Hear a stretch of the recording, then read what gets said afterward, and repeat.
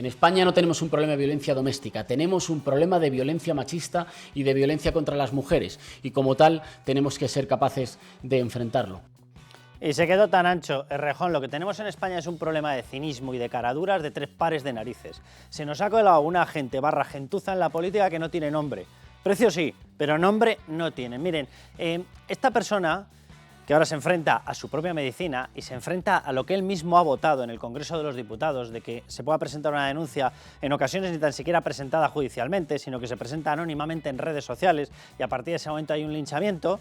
Esta persona ha intentado pasar a toda España y en concreto a la derecha, porque la derecha era contraria a los derechos de la mujer. Ha pretendido pasar a media España, es decir, a todos los hombres, porque decían que todos éramos violentos, todos teníamos en el ADN la violencia, todos íbamos intentando ser violadores, y ha pretendido pasar a media España por un rastrillo que vaya, resulta que el rastrillo le ha dado en la cabeza y en determinada otra parte del cuerpo. De esto es de lo que estamos hablando. Miren, yo no pienso juzgar a nadie por denuncias hasta que no sean confirmadas, ni de este estilo ni de otras. Vamos dando la información que sale, judicial, etcétera, etcétera. Pero el que sí que lo ha hecho, va y resulta que ha sido él. Y por cierto, mucha otra gente que iba de yo sí te creo hermana, miren, esta fotografía que están viendo se distribuyó en el año 18, posiblemente es anterior. Este señor se llama Gangsta Costa. Bien, si era del 18 lleva ya 6 años, si era previa ya ni les cuento. Y les voy a leer algunas de las letras porque es que Errejón jaleaba a Gangsta Costa. Y aquí el gran feminista defendía a la persona que cantaba y escribía estas letras. ¿Vale? Atención, la pego y la araño, vaya por delante directamente mi disculpa por el lenguaje, la pego y la araño en el culo en el baño. No voy a dejar de darte hasta que te haga daño. Esos ojos de guarra piden bofetón. Quemo a la puta, dilo puta, te va mi estilo, yo la zurro en los labios, no dice nada, me agarra de los huevos, escupe y traga en sus tetas y en su cara. Esa barbaridad la cantaba este. Y este jaleaba a este. Pero eso no fue problema porque eran muy feministas, todos ellos, eran muy feministas. La letra lo avala, ¿verdad? Esta letra, como se puede ver, es una letra, oye, que exhala respeto por la mujer. Bien, por la mujer, por cierto, lo que exhala es una afición por la violencia de tres pares de narices. Y aquí estaba el adorador.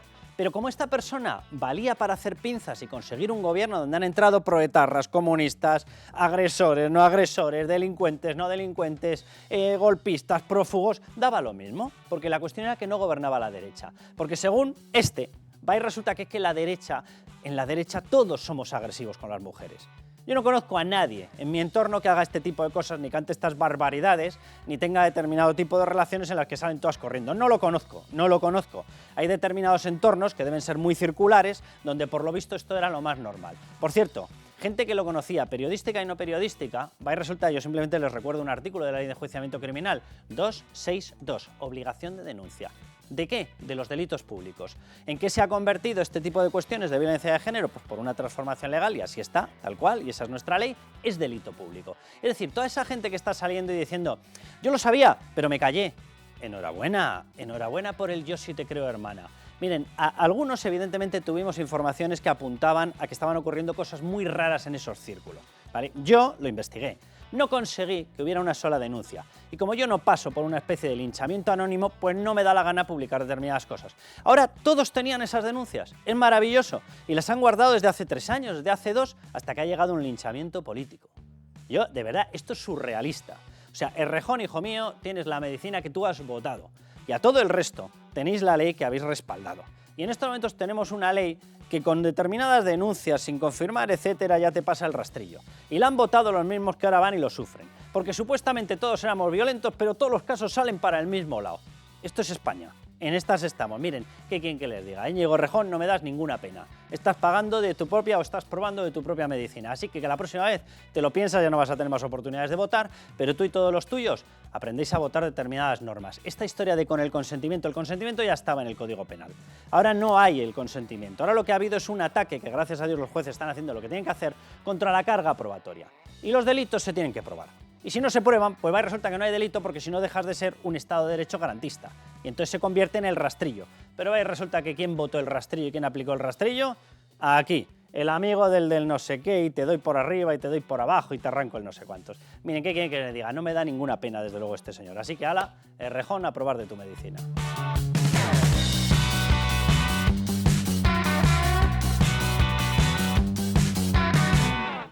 Y en segundo lugar, defiendo la conveniencia formal administrativa de esa decisión, no solamente avalada por la Unión Europea, no solamente avalada por el Tribunal de Cuentas, sino también por el Tribunal Superior de Justicia Europeo. Hay que recordar que hubo una compañía aérea que llevó a los tribunales todos los rescates que se hicieron en Europa y solamente 2 fueron tachados de legales, insisto, de legales. 1, Alitalia, y 2, el rescate que hizo el Gobierno de España a Air Europa.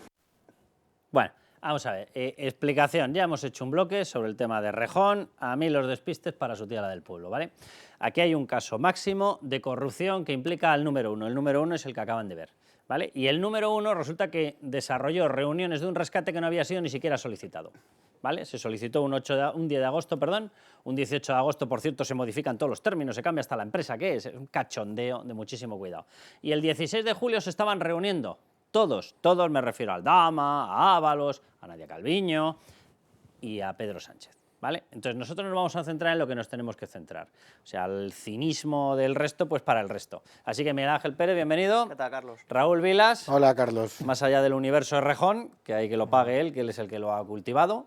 Más allá de toda esta historia, vamos a esto, porque esto es de una gravedad absoluta. Tenemos a un presidente del gobierno que aparece en informes de la UCO, que va a aparecer con más citas en nuevos informes de la UCO, y que resulta que estuvo presente en unas reuniones, Miguel Ángel, donde se debatían cosas que no habían sido solicitadas oficialmente, donde pasaban todos los ministros como Pedro por su casa, donde pasaba la gente de la SEPI, pasaba gente de la SEPI, Bartolomé Lora, que no tendría que haber estado con esos cometidos porque se tendría que haber nombrado un presidente, y María Jesús Montero decidió que no se nombraba para que fuera él el que lo pilotara. Aquí, ¿qué es lo que está pasando? Y sobre todo, ¿qué es lo nuevo que va a salir?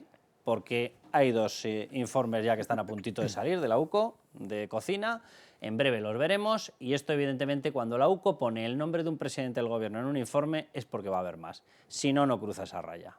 Bueno, lo primero, Carlos, oíamos a Pedro Sánchez tirando como aval del Tribunal de Cuentas, o sea, el Tribunal de Cuentas de Enriqueta Chicano, o sea, es un argumento de avalar el rescate o todas las chorizadas del Tribunal de Cuentas como si pones al Tribunal Constitucional de Conde Pumpido, es exactamente lo mismo. Chispas, mi primera colonia y mi primer Tribunal de Cuentas de Enriqueta Chicano. Claro, efectivamente, o sea, que ponga como aval de respaldo a la legalidad de la operación ya el Tribunal de Cuentas, ya de ahí empezamos mal. Y luego, en segundo lugar, como decías, el hecho de que la UCO incluya en su informe esas referencias a Pedro Sánchez como el número 1 es relevante. Que el magistrado de la Audiencia Nacional, Ismael Moreno, lo incluya en su exposición razonada ante el Supremo es todavía más relevante. Y obviamente la UCO sigue trabajando, se van a conocer, pues yo no sé cuánto tardará en esos informes, pero a la vista, por lo menos, Carlos, podemos hablar de hasta por lo menos 3 informes distintos, uno en el caso del hermano de David Sánchez, sobre los correos electrónicos incautados en la Diputación de Badajoz, otro en la trama Coldo, complementario, con el resto de análisis de los dispositivos electrónicos, etcétera, que pueda ahondar, como decías tú, en las conversaciones sobre el rescate, que pueden salpicar más a Pedro Sánchez o Ábalos, y obviamente también el de Begoña Gómez, porque el juez Peinado entiendo que tendrá que pedir a la UCO sobre esos dispositivos que han analizado en el marco de la trama Coldo y entre los cuales está el teléfono de Aldama, información que pueda afectar a su causa, porque obviamente Víctor de Aldama tuvo que hablar a la fuerza sobre Begoña Gómez en sus dispositivos, en sus conversaciones con Javier Hidalgo. Bueno, quiero que sigamos viendo las explicaciones que ha ido dando Pedro Sánchez, porque Pedro Sánchez es el número 1 y cuando la trama te llama número 1, nosotros nos tenemos que centrar en el número 1. Hasta ahora este caso que empezó siendo que si Coldo PSOE, PSOE Coldo, bien, luego saltó que si Ábalos, bueno, evidentemente Ábalos tenía un jefe en el partido y jefe en el gobierno. Y evidentemente cuando tú consigues que tu trama realice determinados contratos de compra, saltándose el más mínimo control en 3 ministerios, consigues que otros 2 aparezcan en un rescate, consigues que uno de ellos ascienda de chivatazos, consigues que esto impregne a 3 comunidades autónomas socialistas, a 30 altos cargos. Evidentemente no puedes ser tú.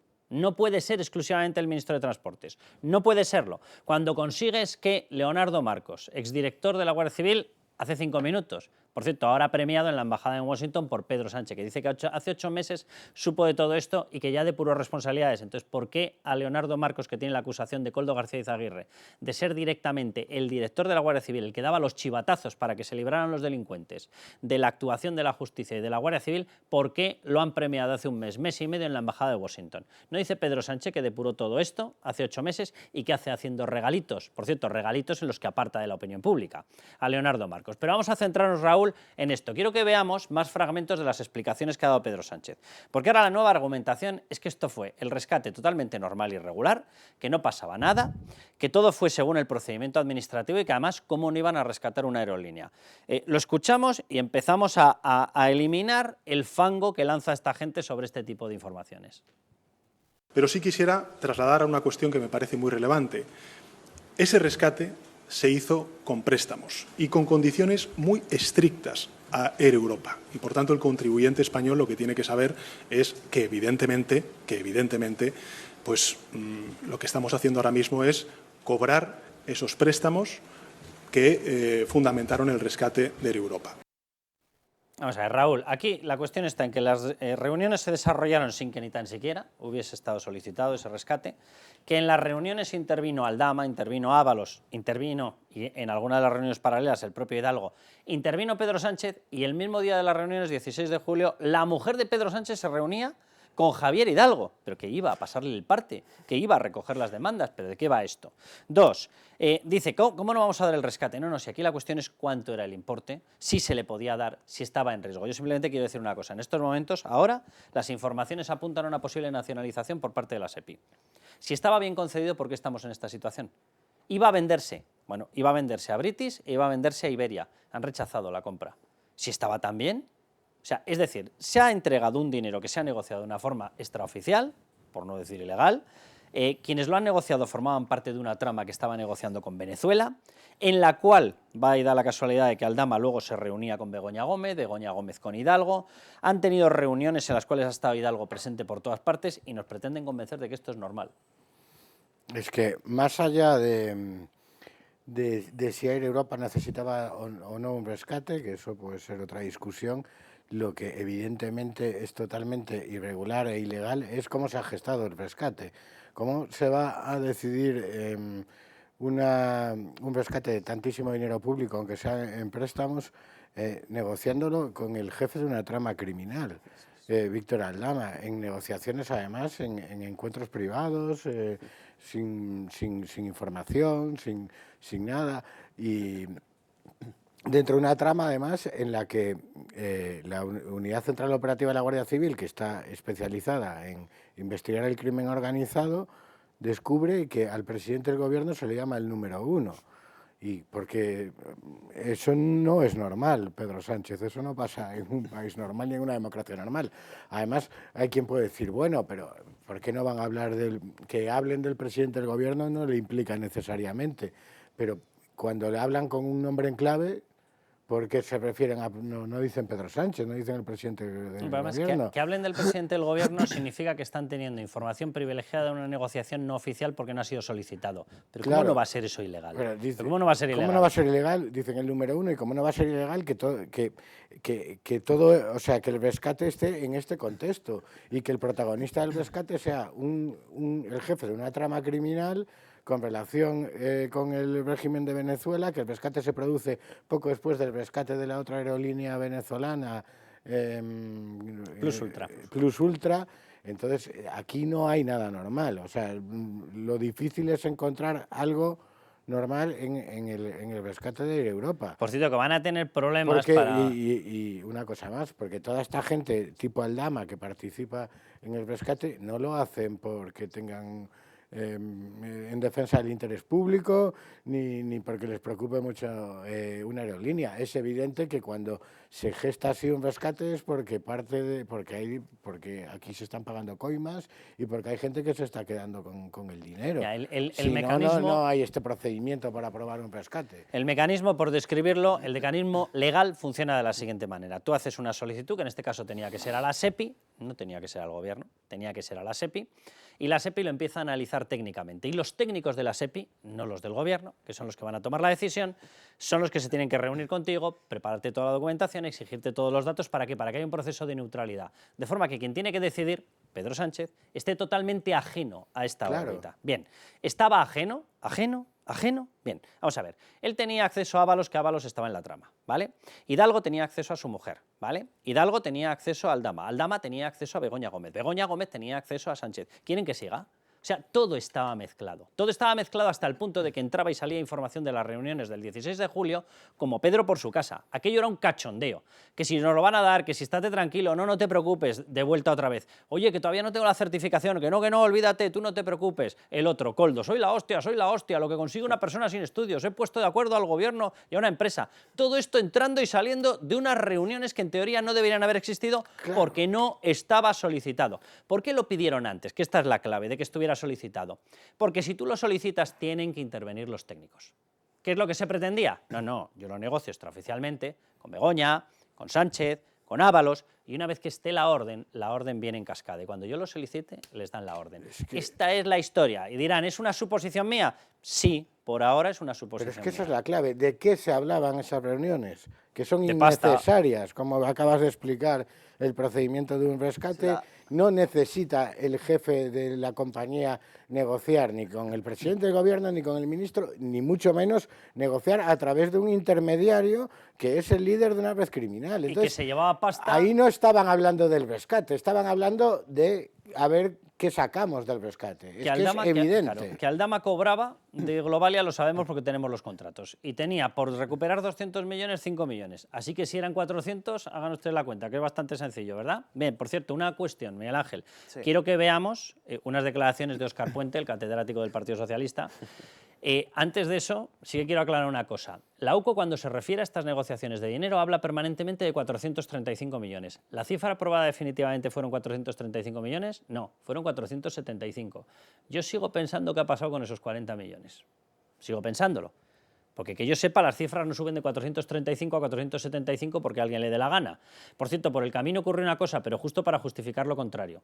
Porque el rescate que se había pedido para Globalia, que era todo el grupo, pasó a pedirse solo para Air Europa. Si tú reduces el tamaño de las garantías y de los avales, no puedes dar más dinero. Tienes que dar menos. Bueno, pues aquí se redujeron los avales y las garantías y se incrementó la pasta. Debe ser el milagro de los panes y los puentes, o de los panes y los Sánchez. Escuchamos la gloriosa declaración de Óscar Puente sobre Delsi y Pedro Sánchez. Mire, he visto el mensaje, yo que me comunico con el presidente también por WhatsApp y tal, imagínese la de mensajes que recibe cada día y he visto que pone bien.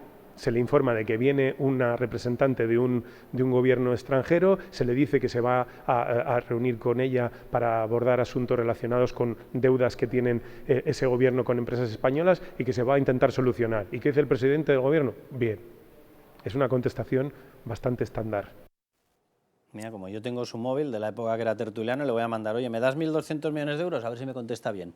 Y así me los quedo, ¿no? Claro. O sea, ¿esta es la mejor argumentación que tiene el Partido Socialista? Entonces, porque su compañero de gobierno, el señor Marlaska, que tuvo ayer horas y horas en una comparecencia, fue incapaz de explicar la visita de Delsi, si estuvo o no en territorio Está nacional. claro, venía Delsi y Si decía, es todo ¿puedo entrar? normal, Bien. sí. Venía Koldo con las mascarillas, ¿te puedo llevar dinero público? Bien. Venga, ya está. Bueno, hay un misterio que además lo contábamos en Libertad Digital el otro día, y es que en la exposición razonada el juez Moreno no hace ni una sola referencia a Delsi Rodríguez, ni a todo el Delsi Gate. Lo ha dejado aparte. ¿Por qué lo ha dejado aparte? Pues hay varias hipótesis. No se sabe si a lo mejor hay otra investigación aparte, no se sabe si porque a lo mejor considera que, aunque sea reprochable políticamente, no ve indicios delictivos y no ha querido mezclarlo. No lo sabemos, pero eso es una realidad. Respecto a lo del rescate, es que el problema es que UCO ha desmontado el relato del gobierno. Es que Pedro Sánchez no puede seguir defendiendo la legalidad de una operación que la UCO ha dejado al descubierto cómo se cocinó, cómo se convirtió el 16 de julio en una especie de camas calientes donde entraba Calviño, entraba Sánchez, entraba Ábalos, de repente salía Ábalos y se reunía con Aldama Hidalgo, luego en paralelo Begoña Gómez con Hidalgo. ¿Pero esto qué es? Esto es, como decíamos, un revoltijo de corrupción y obviamente sabemos cómo se ha cocinado ese rescate. Si hubiera sido una cuestión, una operación legal y transparente, no habría ningún problema, pero es que sabemos la letra pequeña y sabemos la trastienda de cómo se cocinó ese rescate. Es que Sánchez está absolutamente acorralado. Sí. Esta semana lo hemos visto y no se puede separar toda la polémica y toda esta cosa de Rejón de esto. O sea, sin entrar en la cuestión. Es evidente que esto viene muy bien para trasladar el foco y la discusión pública a algo en que la izquierda se siente mucho más cómodo, aunque sea despellejándose entre ellos. O sea, de paso paseas matan unos dos pájaros de un tiro. Por un lado están cuantos. ahí con las vendetas y contra Yolanda Díaz, contra el otro, contra tal, pero sobre todo de qué se habla en España desde el jueves exclusivamente y en los medios. ¿Verdad? Bueno, en el nuestro no. En el nuestro no. Quiero que vean más de Puente, atención, porque de verdad que es que tiene un argumentario, vamos, florido. Que le llaman el uno, claro, es que llamar el uno al presidente del gobierno creo que no sucedió jamás en la historia, ¿verdad? Hablar del presidente del gobierno como el uno, no sé, vamos, debe ser una cosa, debe ser un mensaje en clave, ¿no? En fin, el presidente del gobierno está muy tranquilo, el gobierno está muy tranquilo y el Partido Socialista está muy tranquilo. Nosotros no tenemos nada que esconder. A mí si una organización criminal me llama el uno me preocupa, Claro, la verdad. No sé, a lo mejor es que Óscar Puente está acostumbrado a que organizaciones criminales le llamen el uno, entonces a lo mejor resulta que nos tiene que dar él explicaciones de por qué tiene esta confianza con los números unos de tramas criminales. Yo, simplemente una cosa, vamos a ver, no es que le llamaran uno, no, es que narraban que luego había mensajes de vuelta de él directamente, porque de hecho se narra una conversación de el uno a Ábalos, el día justo después de las reuniones del 16 de julio. El 17 de julio hay una llamada, y así lo narra Aldama, reflejando mensajes de Koldo, hay una llamada de Sánchez a Ábalos para hablar y darle el resultado de qué había pasado en esas reuniones.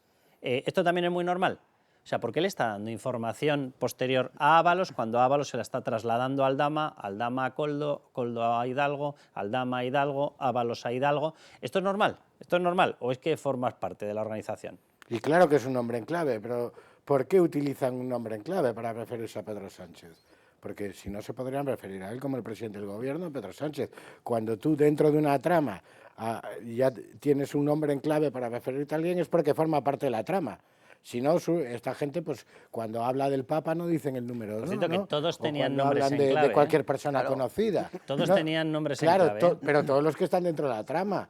¿Cuál es el nombre en clave de Felipe VI? Por ejemplo, ninguno, porque si alguna vez han hablado de Felipe VI, dirán Felipe VI. Bueno, no necesita un nombre en clave. Quien necesita un nombre en clave es quien forma parte de la trama. O sea, ahí tenían nombres en clave básicamente todos. Aldama era Algominas, Jessica era la 20 minutos, dejar este tema, la novia de Ábalos, la 20 minutos. Koldo tenía varios, era Cromañón, era Grandu, era Grandullón, o sea, y el uno era el uno. Y el jefe Ábalos. Y el jefe Ábalos. Y claro, dice Óscar Puente que Pedro Sánchez está tranquilo. Miente, obviamente, porque hemos visto a Pedro Sánchez desde Portugal completamente nervioso. Ya se le ve que está intentando contenerse la furia que tiene por dentro, pero está muy nervioso. Y luego, respecto a lo del número uno, vamos a ver, aquí no estamos diciendo que haya que condenar a Pedro Sánchez, estamos diciendo que hay que imputarlo y que hay que investigarlo. Exacto. Ese es el matiz. Hay elementos, indicios contra él, por supuesto. ¿Por qué? Porque se está investigando el rescate millonario del gobierno a Europa y resulta que su esposa, Begoña Gómez, tenía una estrecha relación con Javier Hidalgo, conocía a Aldama, Pedro Sánchez participó en ese revoltijo de corrupción en esas reuniones y luego encima ya para colmo lo de que le hablaran como el número uno. Pues obviamente los indicios simplemente para investigar estos hechos a Pedro Sánchez se acumulan y son bastantes. Bueno, déjenme que hagamos un pequeño repaso de las cosas sobre las que tendría que dar explicaciones en estos momentos el gobierno, ¿vale? Luego vamos a ver a Pilar Alegría diciendo que son mega transparentes, chupi transparentes, cero opacos. Vale, muy bien. Atención que cogemos carrerilla. Sánchez tiene a su mujer imputada por 2 delitos. El hermano de Sánchez está imputado por 5 delitos. Casi 30 cargos socialistas están imputados o en fase de ello. 5 ministerios y 3 comunidades autónomas socialistas aparecen en el rastro de la trama delictiva. Sánchez ha permitido la entrada en España de la narcodictadora Delcy Rodríguez conectada con la trama de Aldama. Seguimos para bingo y atención que vienen curvas, porque hay mucho más. A ver si podemos pasar ahí la pantalla, porque tenemos por todas partes. La trama del PSOE ha pagado con barras de oro que tiene negocios por más de 70 millones de euros en Venezuela. Sánchez ha participado en las reuniones para conceder un rescate multimillonario bajo tutela de Aldama, lo que les estábamos contando, cuando ni siquiera se había solicitado este rescate. Ese mismo día la mujer del presidente, Begoña Gómez, la misma de las cartas de recomendación a Barrabés, la misma de que tenía contactos con Aldama, la misma que se iba con Aldama a la sede de Globalia justo en estas fechas. Bien, pues ese mismo día la mujer del presidente se reunió con el responsable de la empresa. Esa misma empresa rescatada pagó desde una filial, Guacalúa, más de 1 millón de euros al Africa Center que dirigía ¿quién? Begoña Gómez. No está mal, ¿verdad? Pues prepárense porque hay bastante más. Atención, Sánchez ha regalado una sede gratis por 75 años a la OMT, Organización Mundial de Turismo. ¿Qué ha hecho la Organización Mundial de Turismo? Ha apadrinado a su mujer en infinidad de negocios. ¿Desde cuándo? Justo desde que le promete la sede y justo desde que se crea Guacalúa. ¿Quién ampara Guacalúa? Barrabés, con los locales, porque son suyos, Globalia, porque es su filial, y la Organización Mundial de Turismo, que lo considera hub internacional de turismo. Hay que ser cursis. Sánchez se ha visto en Moncloa con Barrabés, el empresario de las cartas de recomendación de Begoña Gómez para ganar concursos públicos. Bien, ¿y qué ha ocurrido? Justo después de eso, Innovanext de Barrabés ha multiplicado por 141 veces sus ingresos en concursos públicos. No por 2, no por 3, no, por 141 veces. Será por dinero, ¿verdad?, que diría María Jesús Montero. Se ha citado al rector de la Complutense en la Moncloa para crear una cátedra a la mujer del presidente sin tener la más mínima titulación universitaria. Seguimos, ¿eh? De todo esto, ni la más mínima explicación, ni la más mínima explicación. Y ya 2 puntadas finales. Ábalos ha recibido de la trama de Aldama pagos de chalés y pisos para su novia enchufada en empresas públicas. En empresas porque no fue en una. No. Fue primero en Ineco, que dependía del Ministerio de Transportes, de Ábalos. Pero es que cuando se le acabó y llevaba demasiado tiempo y empezaron a mosquearse, la pasaron a una filial de Traxa. Traxa es SEPI. SEPI es María Jesús Montero. Pues ahí también estuvo enchufada. Y Aldama, contacto de la mujer de Sánchez, prácticamente permanente, está en Soto del Real por otra trama de 182 millones de euros en hidrocarburos. Bien, pues Aldama, justo en el sector hidrocarburos, tenía un contacto con Delcy Rodríguez y Venezuela, el principal contacto para sacar petróleo de PDVSA de Strangis. Esto es lo que se está investigando, de esto es de lo que estamos hablando. Bueno, pues la respuesta de Pilar Alegría es esta cosa. Desde el Gobierno de España, frente a cualquier caso y posible caso de corrupción, se actúa con absoluta transparencia, contundencia, ejemplaridad y siempre colaborando con la justicia. Esto no sucedía con los gobiernos del Partido Popular. Por una vez le voy a dar la razón. Ni siquiera en los sueños más corruptos del Partido Popular se pudieron imaginar algo así. Sí, bueno, solo hay que leerse los autos del Tribunal Superior de Justicia de Madrid rechazando las querellas que han presentado tanto Pedro Sánchez contra Begoña Gómez, a través de la Abogacía del Estado y la Fiscalía, para ver la voluntad de este gobierno de colaborar con la justicia en el esclarecimiento de los casos de corrupción. Porque ya no es que se rechace la querella, es que se habla de mala fe procesal. O sea, de que precisamente la voluntad es exactamente la contraria, es obstaculizar la investigación de la justicia. Ponme el broche a este bloque que vamos a pasar a Villadelsi. Sí, en referencia a lo que decía Raúl, yo creo que es muy significativo, además, la diferencia que hay entre el auto del TSJ sobre la querella de Begoña Gómez y el auto del TSJ sobre la querella de Pedro Sánchez. En la de Begoña Gómez, digamos que se limitan a desestimarlo, dan sus argumentaciones y sus razones. En la de Pedro Sánchez se ve un enfado de los magistrados del Tribunal Superior de Justicia de Madrid, precisamente por lo que decía Raúl, porque ha utilizado a la Abogacía del Estado con un fin totalmente espurio, que es torpedear la investigación lícita y legítima del juez Peinado a su esposa Begoña Gómez. Y por eso ese auto es tan demoledor, porque han querido plasmar los magistrados el enfado mayúsculo que hay por esa utilización torticera de la justicia por parte del presidente del Gobierno. Bueno, pues aquí hay muchas cosas que esclarecer. Hemos hablado principalmente del tema del rescate, de las relaciones familiares, de la familia Sánchez, trufadas por todas partes. Vamos a ir a hablar de la parte del sí, Delcy Rodríguez. Miren, no sabemos lo que ocurrió y no sabemos, para empezar, porque se han hurtado las imágenes. Yo no sé si volverán, yo no sé si hay una copia que ya ha vuelto al juzgado, no lo sé. Lo que sé es que a estas alturas, de aquella visita del año 20, 4 años después, no tenemos ni pajolera idea de qué es lo que ha pasado. Y era tan sencillo como visionar las imágenes. ¿Quién era el encargado de tener que haber mostrado esas imágenes? Ábalos. ¿Quién es Ábalos? Pues según la terminología de la trama, el jefe. ¿Hemos visto las imágenes? No. Pero lo que van a ver ahora, en el siguiente bloque, son las imágenes de una casa que se pagó, una mansión, una villa, en la mejor y más cara zona de Madrid municipio, con piscina, todos los servicios pagados durante 7 días. Y se pagó para Delcy Rodríguez. No sabemos si salió del aeropuerto, no sabemos si estuvo ahí un rato, si fue a Villadelsi, si volvió, si se marchó. No lo sabemos porque no hemos podido ver las imágenes. Lo que sabemos es que la casa se pagó. ¿Quién la pagó? La trama. Ahora van a ver las imágenes.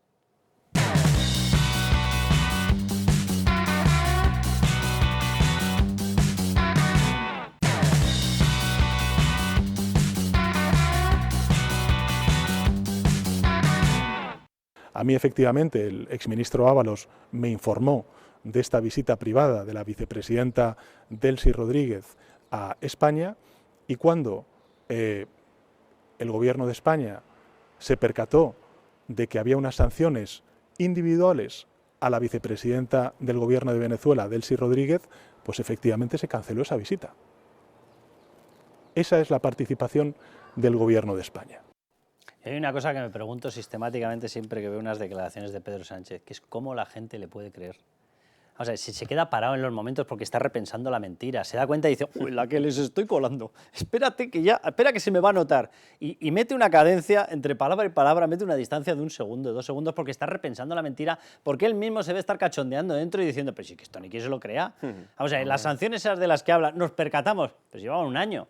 Pero si las votó el Partido Socialista en el Parlamento Europeo, ¿pero qué me está usted contando? Las tramitaron ellos. Estaban comunicadas por Defensa, estaban comunicadas por Interior. ¿Pero qué me está contando este señor? Hay un mecanismo de comunicación automático, obligatorio, instaurado por la Unión Europea, que obliga a decir qué avión llega, qué matrícula tiene, qué pasaje lleva, por cierto, qué maletas lleva, si es que lleva algo delicado. Lo tiene que decir todo, lo tiene que recopilar Defensa, Defensa se lo pasa a Autoridad Civil. ¿Pero qué me está contando esta gente? Es que no pueden mentir más. Pero bueno, independientemente de eso, van a ver las imágenes porque todo fue tan casual, no nos habíamos enterado, que directamente habían reservado un casoplón, que ahora van a ver las imágenes, una mansión, su piscinita, todo pagado, los servicios, servicio personal, también por supuesto, no va a ser un narcodictador, no se va a hacer una tortilla. O sea, si somos capaces de montar un clan, no nos vamos a hacer una tortilla. Bien, muy bien.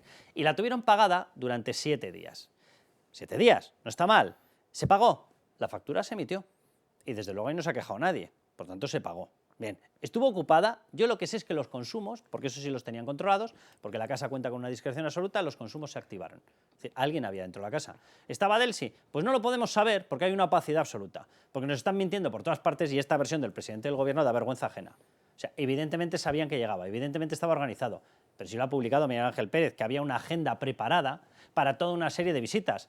Había una cena en un determinado sitio, secreto, por supuesto, discreto, un reservado, y ahí se iban a ver con todos los ministros. Por cierto, con todos los ministros hicieron un detalle especial para decir, y con el M de Sanidad, Salvadorilla, ¿qué tal por la presidencia de la Generalidad? ¿Qué tal? ¿Qué iban a pactar? ¿Por qué era usted especial a todo el resto de ministros? ¿Qué? ¿Había determinados contratos por ahí? ¿Había envíos de algo? ¿Nos lo podría explicar? ¿Por qué usted, de todos los ministros de este gobierno que está en connivencia absoluta con una narcodictadura, usted era especialmente destacado en esa lista de connivencia? Pero bueno, Miguel Ángel Pérez, Raúl, que seguís aquí. La paradiña de Pedro Sánchez le delata, absolutamente. O sea, Es una paradiña cada 3 segundos, es que es de vergüenza. Es que se nota que está midiendo cada palabra para no meter la pata, para no decir la verdad. Porque como está mintiendo, pues tiene que medir cada palabra que dice. Y es que es alucinante que después de todo lo que sabemos, Carlos, el presidente del gobierno sigue negando la mayor. Dice que no hubo visita del Delcy Rodríguez a España. ¿Sabes lo que me recuerdan las declaraciones? No sé si veis la serie La que se avecina. Cuando empieza a inventarse las trolas Amador, literal, es literal. No, es que fui allí, pero no, yo no tenía intención, no, pero no le toqué nada, no, Claro, pero no. O sea, claro. es igual, es igual. Claro. Es que este mantra de que siguen negando que no visitó Delcy Rodríguez, ¿cómo que no visitó Delcy Rodríguez? Pero no estuvieron en el aeropuerto de Barajas de Madrid, España, no estuvo Ábalos con ella reunida, ¿cómo que no visitó España? Que a lo mejor le habían preparado una agenda 5 días que tuvieron que abortar y al final, pero sí visitó España. Eso es una realidad. Y luego respecto al otro que dices, Carlos, ahí todavía, yo creo que todavía queda mucha opacidad en este tema y es verdad que todos presuponemos que después de esa reunión Delcy se supone que se fue en el avión con el que había llegado, pero tampoco hay una constatación absoluta. Si lo digo con cero ironía, es que no lo sabemos. Por desgracia de un caso que se abrió judicialmente y ha habido que cerrarlo por la nula colaboración del gobierno hasta el punto de que no tenemos las imágenes, era tan sencillo como ver las imágenes. Yo no he visto un caso de un escándalo así en la vida. O sea, hay una figura que se llama obstrucción a la justicia que se tiene que aplicar. No puede ser que en un caso del Delcy se sepa que hay unas imágenes, las imágenes están ahí, sea tan sencillo como visionarlas y no las hayamos podido visionar. Eso es. Si eso no es obstrucción a la justicia, no lo sé, chicos, yo ya debo ser don Pelayo. O sea, evidentemente es un caso de obstrucción a la justicia y evidentemente ese caso, el caso Delcy, tendría que haber tenido una pieza separada y haberse derivado una cuestión de obstrucción a la justicia por parte del gobierno. ¿Quién era el responsable de AENA? Ábalos. ¿Quién es el jefe, según el resto de compañeros de la trama? Ábalos. Qué casualidad, ¿verdad? Qué casualidad. Es que dice el déspota este mentiroso compulsivo que tenemos en Moncloa, el gobierno cuando se percató canceló la visita. ¿Qué se percató? Cuando estaba en las Azores el avión, porque como bien dice Miguel Ángel, la visita no se canceló, el avión aterrizó en España. Si lo cancelas, lo cancelas. Claro. Entonces, la visita no se canceló. Yo creo que sobra el PER. Cuando cató las maletas, una vez catadas las maletas, ya anulamos. La única explicación que le daría verosimilitud a eso, si te lo crees, es que se percatasen. Eso cuando el avión ya había salido y entonces no tenía más remedio que aterrizar, lo cual es absolutamente increíble. Por lo tanto, por supuesto que sabían que Bueno, para iba empezar, a venir. Lo que se canceló fue las cámaras y lo que se canceló fue dar explicaciones bueno, y todo. al que le cancelaron el puesto de trabajo fue al pobrecillo que tuvo las narices, el único que se atrevió a testificar y decir lo que había ocurrido. Y a ese pobre sí, a ese sí le cancelaron el puesto de trabajo. Que tuvimos que estar algunos buscándole un puesto de trabajo. Así, literal, que sé de lo que hablo básicamente porque la testifical, por desgracia se la saqué yo, por desgracia para él y por gracia para el conocimiento de lo que estaba pasando. La famosa historia de las maletas, la persona que se atreve a testificarlas fue este hombre y le quitaron el puesto de trabajo. Y era una persona que dependía en aquel momento de AENA, gracias a Dios ha rehecho su vida laboral. Pero bueno, mienten tanto y tan mal que sale Ábalos y dice esto. Solo tenía un propósito y un contenido de ese encuentro, que yo no considero reunión, porque una reunión es otra cosa, pero en fin, es igual. Si todo es el propósito es asegurarme de cuál era su propósito y que en ningún caso tuviera la tentación de entrar en España. Y mi objetivo es que no entrara en España. Y eso es lo que conseguí. Pero no dice que se reunió. ¿Dónde se reunió? Claro. ¿En Honolulu? Sí. O sea, viene a España, pero dice que no se reúne en España. Entonces, ¿qué hicieron? ¿Le evitaron? No visitó Yo, España, pero tuvo un no. encuentro con ella. Yo si fuese Ábalos no Místico. profundizaría mucho en eso de que es un encuentro, una reunión. Eso para empezar. Y segundo, pero entonces si el objetivo no era venir a España, ¿por qué aterriza en el aeropuerto de Barajas? Es la primera vez que un avión aterriza en el aeropuerto de Barajas con el objetivo de ir a Finlandia. Claro, tú tienes el objetivo de ir a Helsinki y dices, pero voy al aeropuerto de Barajas. El mítico saludo de hola, aquí estoy, lo cambiaron por hola, aquí no estoy. ¿Sabes? Ya está. Decías tú, Hola, Carlos, no he llegado. Decías tú, Carlos, lo de las imágenes de las cámaras. Es que es por sentido común, o sea, por puro sentido común. ¿No creéis que si esas imágenes no ocultaran algo contra el gobierno y hubiera sido una prueba de descargo para el propio gobierno, a las pocas horas ya estarían circulando por los medios?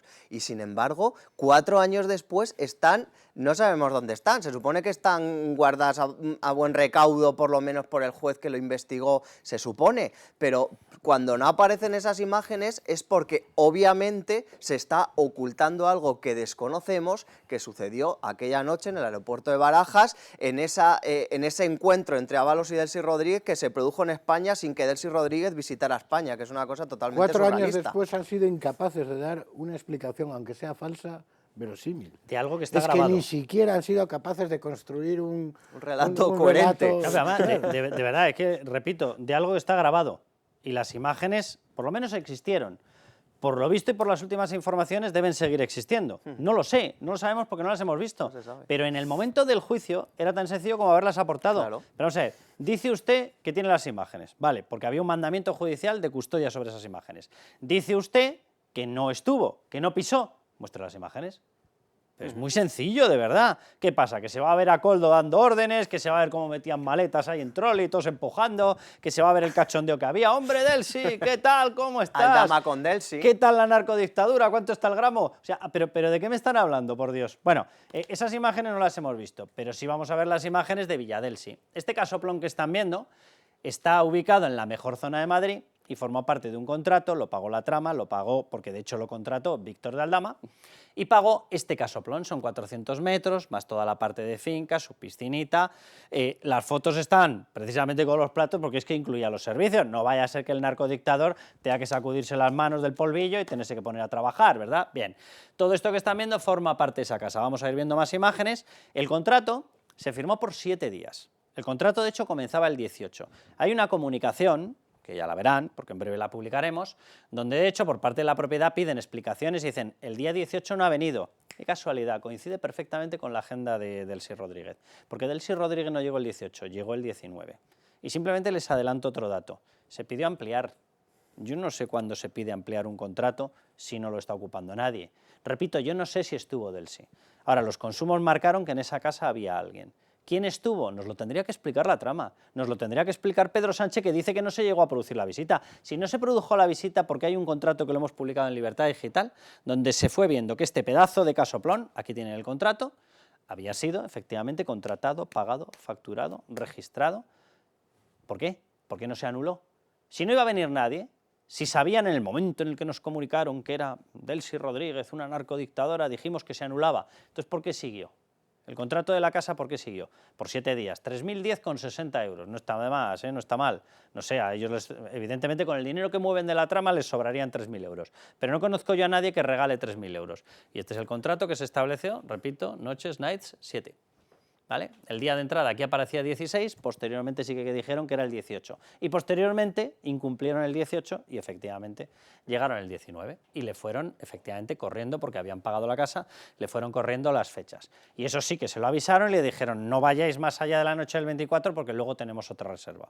Y el propio Víctor Aldama contestó y dijo, no, no te preocupes, el 24 terminamos. ¿Quién estuvo en la casa? ¿Quién estuvo en la casa? Porque a estas alturas, teniendo las imágenes, no tenemos ni maldita idea de quién estuvo en la casa, de si entró o no entró, de qué había en las maletas. Las maletas evidentemente se cruzaron. Y evidentemente había una furgoneta de la Embajada de Venezuela fuera. Recogió maletas, recogió a Delcy, Delcy fue, durmió, volvió, estuvo, no sabemos nada. Solo por recordar, Carlos, decías tú lo que publicamos en Libertad Digital de la agenda y cuadra absolutamente. Con las fechas. Porque, efectivamente, porque la agenda que le había preparado Aldama a Delcy se extendía hasta el 23 de enero incluido, que creo que era jueves. ¿Y qué es lo que sucede? Pues que, como dice, se amplió al 24 la reserva. ¿Por qué? Porque el mismo día 23 todavía tenía agenda Delcy en España. Por cierto, con lo cual, el momento en el que se amplía un día es el día 21. Y en esa fecha Delcy ya había llegado a España. Entonces aquí hay muchas cosas que nos tendrán que aclarar. Hombre, hay muchas pero cosas. no se aclara nada, porque aquí te dicen, no, la visita no se produjo. ¿Y qué se produjo? Dicen, el objetivo no era viajar a España. ¿Y cuál era el objetivo? Entonces, ¿para qué para Ahora aquí? dirán, Delcy no estuvo en esa casa. ¿Y quién estuvo? Claro, es que no, pero dígame usted. A ver, fíjate que hay una segunda posibilidad, porque en ese vuelo, vamos a ver, la gente de la oposición venezolana está afirmando que venía bastante más gente y que venía un tal Jorge Ramírez Ochoa. Jorge Ramírez Ochoa tenía negocios por todas partes, tiene negocios por todas partes con Aldama. Jorge Ramírez Ochoa es el hombre fuerte en estos momentos a nivel empresarial de la narcodictadura venezolana, hasta el punto de que tiene una deuda de 1.200 millones de dólares con PDVSA. PDVSA gestiona las mayores reservas petrolíferas de todo el planeta, las de Venezuela, y tiene 1.200 millones de dólares de deuda, que ha cambiado, por cierto, lo cambia por alimentos en el mercado negro y lo revende con el precio inflado a una población que se está muriendo de hambre. Es que estamos hablando de esto. O sea, esta es la calaña. Bien, se habla de que podría estar esta persona y de la que no hay duda que está porque estuvo en Fitur, por cierto, con Begoña Gómez, por cierto, la noche posterior a la llegada, era Félix Plasencia. A mí esta historia de si llega Delcy Rodríguez, malo porque la Unión Europea la ha sancionado y Félix Plasencia, que era el ministro compañero, es bueno, forma parte Félix Plasencia de la misma narcodictadura asesina. Si vino Delcy se dieron cuenta, que es una hipótesis, de que se estaba montando demasiado jaleo, que podía haber filtraciones. Pasó una noche, no pasó una noche, estuvo en Villa Delcy, se quedó en el apartamento y la convencieron para que se fuera y que dejara con todo lo que tenía que hacer, las maletas más Félix Plasencia, lo mismo me da que me da lo mismo. Es la misma negociación y la misma presencia de la narcodictadura. A ver si ahora va a resultar que el ministro compañero no forma parte de la narcodictadura. O sea, yo no sé qué es lo que ha ocurrido, lo que sé es que se está ocultando y quien lo oculta es el gobierno. Y si lo oculta el gobierno es porque saben perfectamente que el relato real perjudica al gobierno, si no lo estarían contando. Y hemos conocido, Carlos, en el informe de la UCO también, pues esos negocios con lingotes de oro entre Víctor Aldama y Delcy Rodríguez. Es decir, yo creo que todo lo que rodea, toda esta nebulosa que rodea la trama de Koldo relacionada con el tema de Delcy, yo creo que no hay que dejar de lado. Todo lo contrario, yo creo que hay que seguir profundizando, porque si ya en un primer informe de la UCO se ha averiguado que estaban negociando con lingotes de oro, ¿qué otras cosas no habrá negociado Aldama con Delcy a través de Koldo, con Ábalos? O sea, yo creo que hay que seguir tirando de la manta porque todavía hay más misterios que pocas certezas en este caso. Es que hay una voluntad evidente y elocuente de ocultarlo. Porque aquí lo que se dice es, no, esto no pasó y vale ya, como decía la fiscal aquella famosa del 11M. Pero no se da ninguna explicación alternativa. Entonces, simplemente se oculta lo que pasó. Pero, porque si realmente fuese mentira y hubiese pasado otra cosa, no habría que esforzarse tanto en decir esto no ha pasado, sino en explicar lo que realmente ha pasado. Pero aquí nos quedamos en esto no se produjo, y que, insisto, que se produjo, explíquenoslo. A ver, aquí hay una persona que en la primera versión Ábalos aseguró que era el que le había hecho la llamada y poco menos que le había empaquetado la recepción de Delcy. Luego fueron cambiando porque fueron mintiendo y a más mentiras y demás. Pero esa persona de la que dice Ábalos que le comunica tienes que ir a recoger a Delsi era Marlaska. Esa fue una de las versiones de Ábalos. Bien, Marlaska es el responsable porque la seguridad aérea forma parte de Defensa. Defensa tiene que comunicar bien el avión. Si comunicó el pasaje, tuvo que comunicar el pasaje. Si no comunicó el pasaje, tuvo que solicitar permiso para no permitir la entrada en espacio aéreo español, que es la que lo protege, es Defensa, para expulsar ese avión. No se expulsó. Por tanto, tenemos que partir de la base de que o comunicó el pasaje o desde luego se le permitió con algún argumento que entrara en espacio aéreo español. Pero en el momento en el que pisa suelo pasa a ser dependencia y competencia de un tal Marlaska. Ahí se cruzaron maletas y se cruzaron sin ningún tipo de control, ni de blanqueo, ni de materiales, ni de nada. Esa orden tuvo que partir obligatoriamente de Marlaska y Marlaska debería dar explicaciones y en vez de explicaciones dice estas cosas. Dentro de la información que obraba, dentro de los señalamientos Schengen, de que esa persona tuviera acceso al espacio Schengen. Y como verán ustedes, no pisó espacio Schengen, la comisión no abrió ningún expediente y se cumplimentó efectivamente el compromiso. O sea, lo que tenemos claro es que ocurrió exactamente lo contrario, que se pisó espacio Schengen, sino cómo bajas las cosas de un avión, sino cómo se pasea ella por una terminal que es España. Pero va a más Marlaska, atención. Yo la única intervención que tuve en ese tema es cuando a mí se me hace referencia a la llegada de un avión, de sus ocupantes, pido la información concreta y de esa información sale que una de las personas, en este caso la que ha hecho referencia, la que hoy es vicepresidenta de Venezuela, tenía una prohibición de pisar suelo Schengen. Pues yo recuerdo la primera versión de Ábalos y Ábalos dijo lo contrario, dijo que Marlaska le había pasado la llamada y que le había empaquetado la visita y no recuerdo ningún desmentido de Marlaska en aquel momento. Es curioso. Deben ser como las denuncias de Rejón, que pasados 3 años aparecen. Además, esta señora, si no me equivoco, estuvo en la sala de autoridades. Estuvo en la sala de... Es un apartamento que está, según entras, mirando desde que... Lo conozco porque me fui a ver si eso era España y soy el único sancionado por el caso de él, si es una cosa surrealista.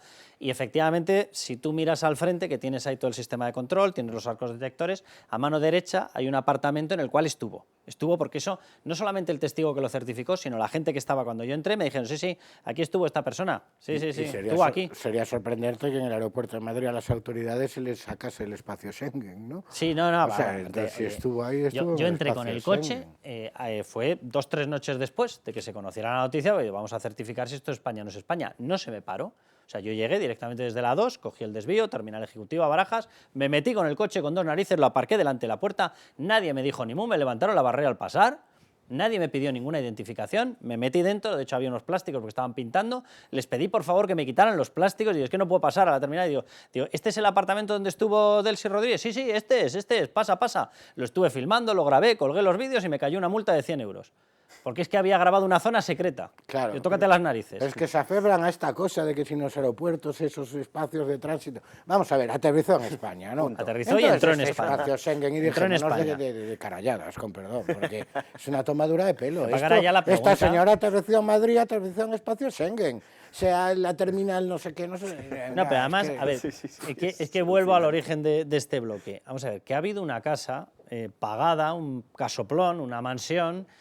durante 7 días. O sea, si no les importa gente de la trama, explíquennos quién estuvo en esa casa, que sería lo conveniente. El problema, Carlos, es que es muy difícil mantener una mentira durante 4 años en la cual han participado varios personajes y de ahí las paradiñas de Pedro Sánchez, de ahí pues los matices que dice por un lado Marlaska, las otras cosas que dice Ábalos en otra comisión. Al final están todos metidos en la mentira, pero cada vez que hablan del tema dan una versión distinta, dan matices distintas, datos nuevos. O sea, mienten todos y es muy difícil mantener una mentira. Y esto espero que la justicia haga su trabajo y al final, tarde o temprano, acabe cayendo y por lo menos sepamos algo más de lo que sucedió aquella famosa noche. ¿Tú crees que, efectivamente, por eso quería ir, ¿tú crees que en los nuevos informes que aparezcan de la UCO se va a dejar esto por si se quiere reabrir la pieza o el caso del Seagate? Porque hay que recordar que estos sobreseimientos, estos archivos son provisionales. Si aparece información nueva, y yo tengo toda la sensación de que evidentemente ha aparecido información nueva, se podría reabrir el caso. ¿Tú crees que va a haber informes dentro del caso de la trama Koldo sobre Delsi? que los va a ver o están esperando a que se reabra el caso en caso de que lo solicite el juez? ¿Qué puede ocurrir? El problema, Carlos, es que al final la AUCO trabaja a petición y lo que le marca el juez.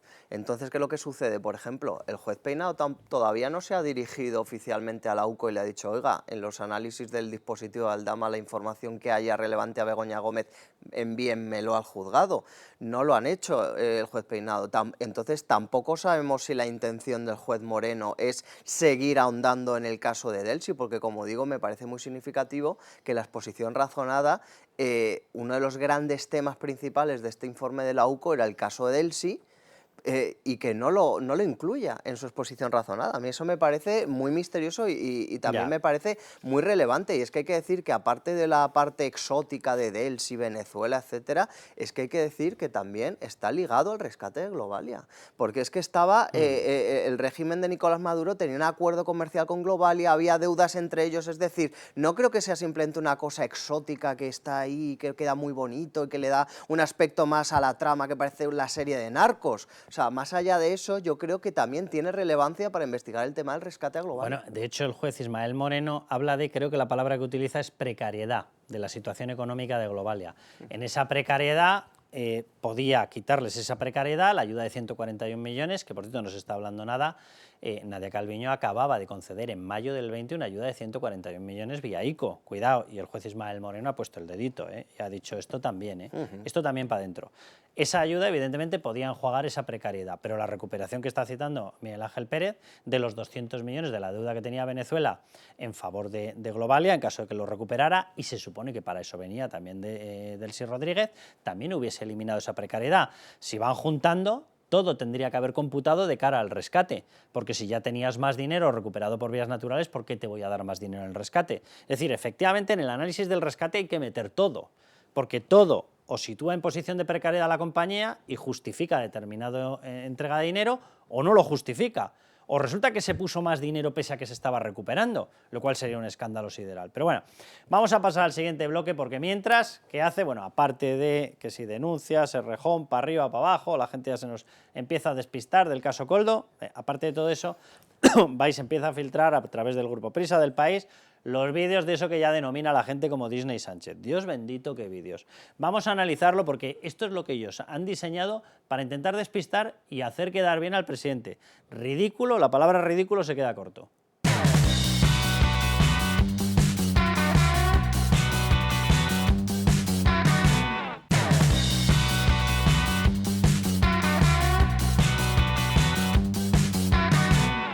Lo que pasa es que no se le ve sufrir. Yo quiero un punto de sufrimiento ahí. Sí, hombre, no. ¿Cómo se dice eso? La procesión se lleva por dentro. No es verdad eso. No tiene razón. Se lleva por dentro. Sí, porque la gente quiere apoyar al que sufre y luego gana. Yo creo que como lo ven siempre tan bien puesto... Pero bien puesto tiene que estar. Gana más estando bien puesto que sufriendo. Miquel, por Dios. Un poquito. Sí. No una gota de sudor. Sufrir, sufrimos. De vez en cuando algún ceño, una cosa fruncida. Sufrir, sufrimos, Miquel, pero...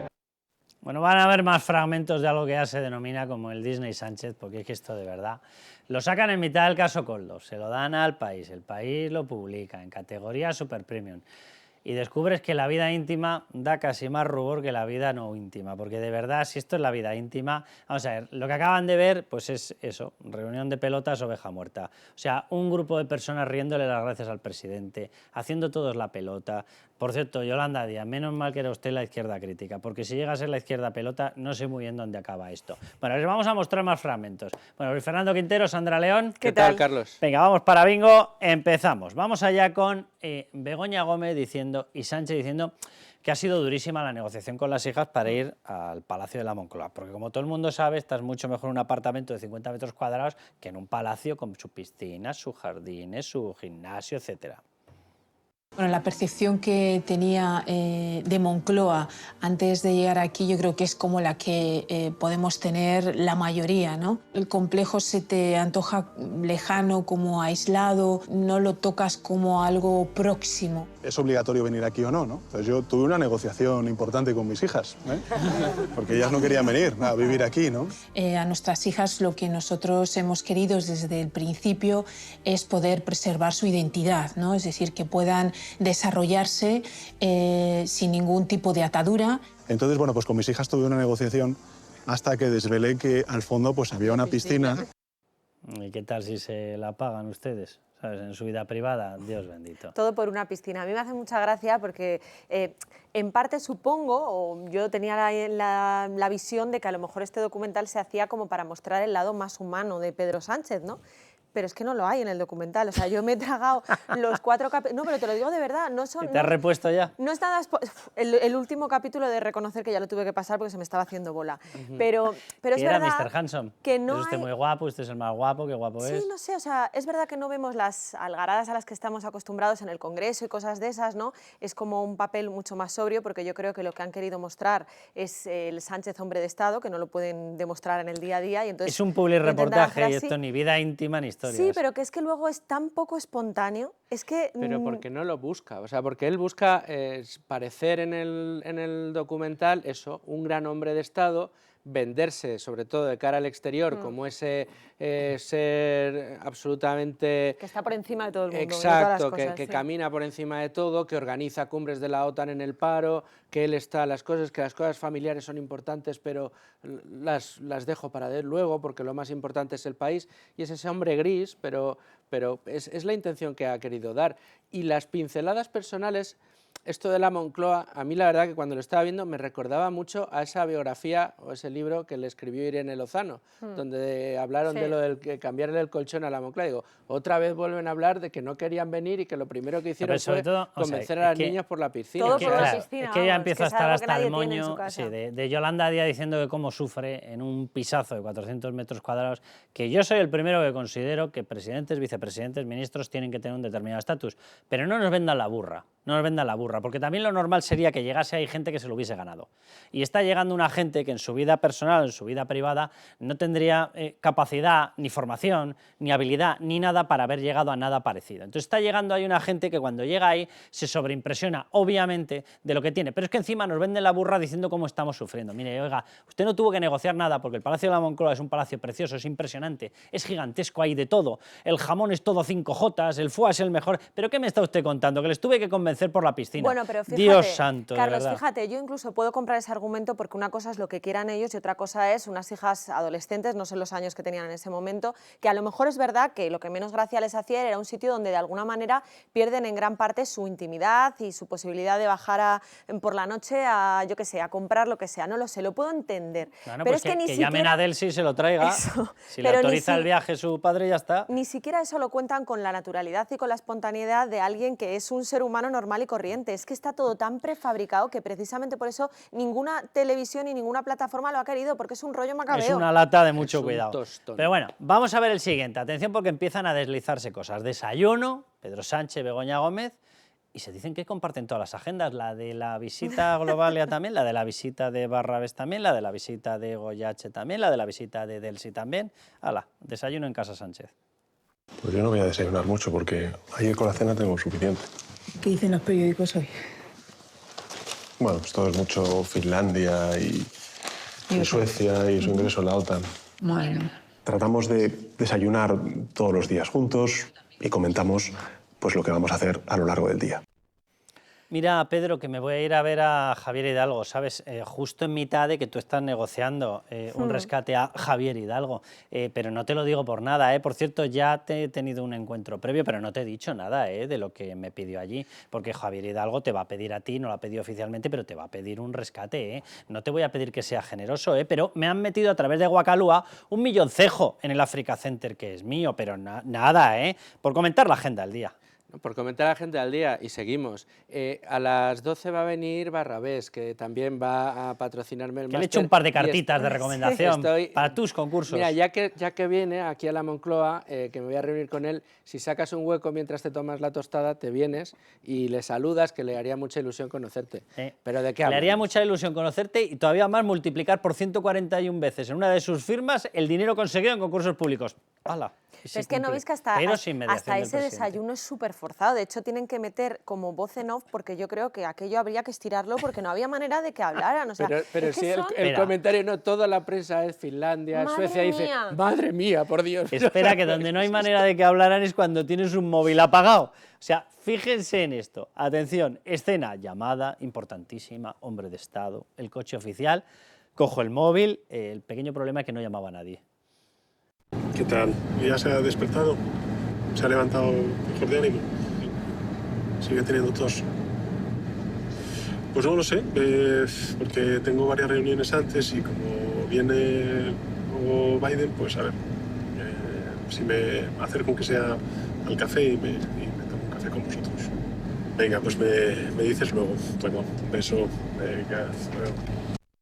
Miren, la visita de Biden, porque para los amigos es Biden, la visita de Biden fue tan intensa como la llamada telefónica con un móvil en negro.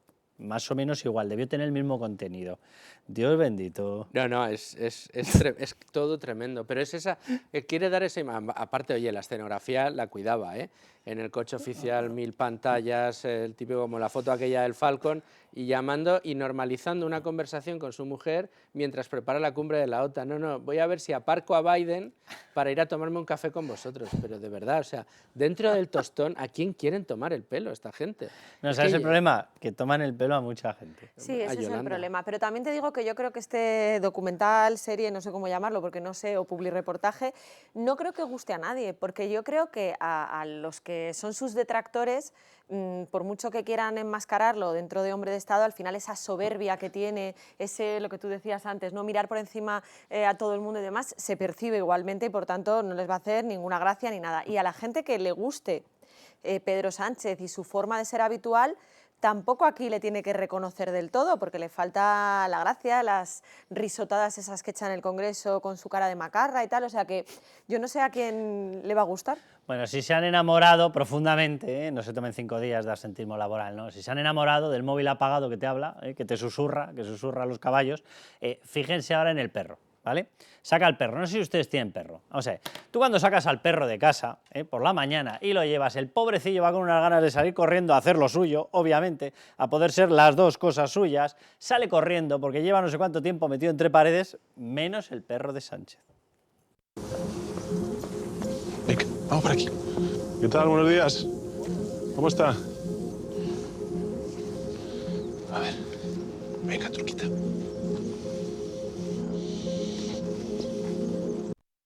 No sé si ha dicho truquita, truquita tiene más truco que el almendruco.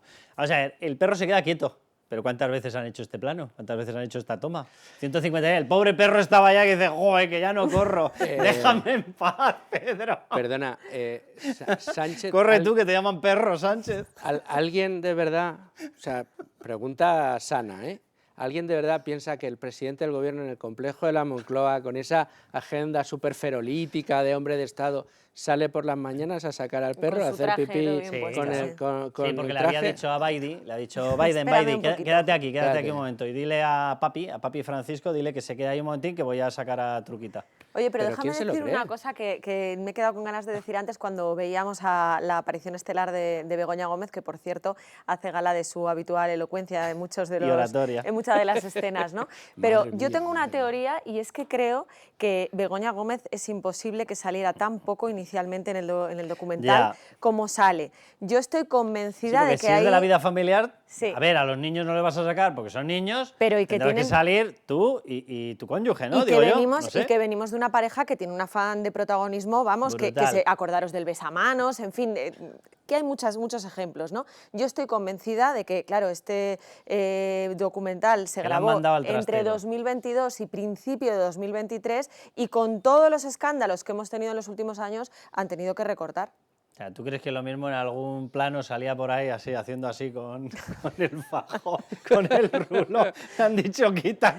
Eso ya no lo sé, pero de la fiscalía pero Begoña intentando lucirse como empresaria, diciendo que en su máster, qué tal, qué cual, eso seguro que no, Barry, Aldi. Yo creo que han reducido su presencia, estoy convencida, no podían dejarla sin aparecer porque efectivamente se supone que era un retrato íntimo, familiar del día a día, pero yo estoy convencida de que han reducido drásticamente su participación en este publireportaje. Los mismos salían por ahí, Barry y Aldi, Barrabés y Aldama. Goyache también, si es que hay muchos que pueden aparecer por ahí. Hay muchísimos, ya lo creo que sí hay. Bueno, vamos a ver el siguiente, que esto ya saben que tenemos un presidente del gobierno que es pura humildad, no le gusta nada alardear, rehuye cualquier acto en el cual sea un autobombo. Sí, claro, atención.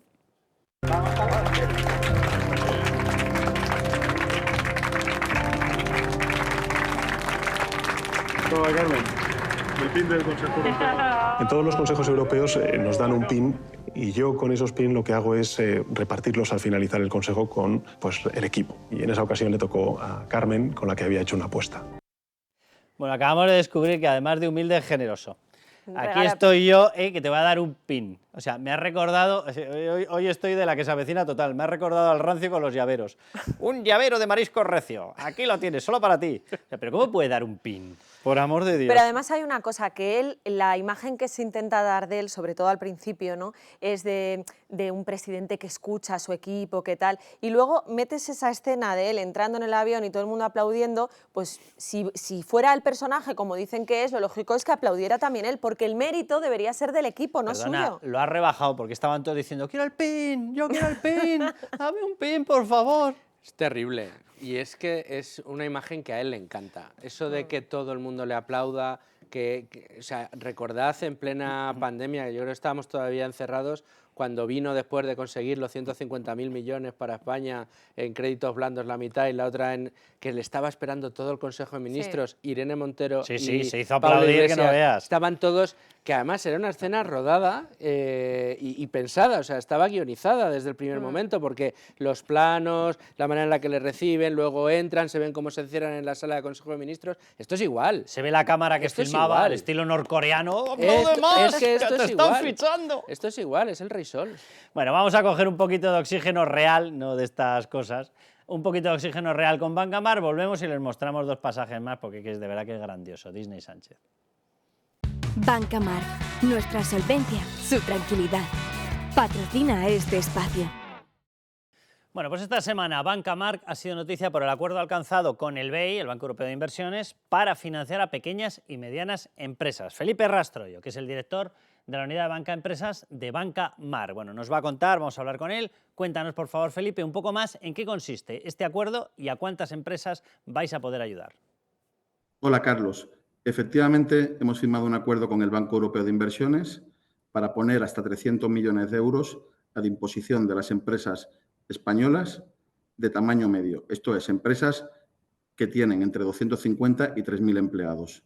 Este acuerdo pretende llegar al mayor número de compañías posibles para fomentar la competitividad e impulsar su crecimiento. No es la primera vez que firmamos un acuerdo con el Banco Europeo de Inversiones y, de hecho, les volvemos a agradecer la confianza depositada en Bancamar. Con este acuerdo habremos alcanzado la financiación a compañías por importe superior a 1.000 millones de euros.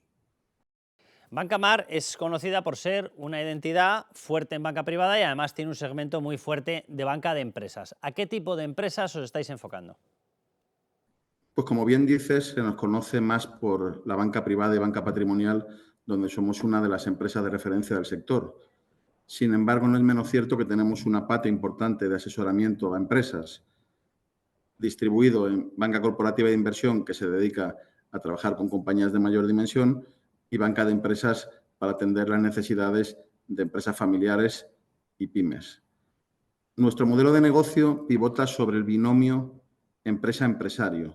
Somos un banco que pretende ser banco de referencia en el mundo de las empresas familiares y las familias empresarias, atendiendo sus necesidades desde lo más básico hasta soluciones mucho más sofisticadas.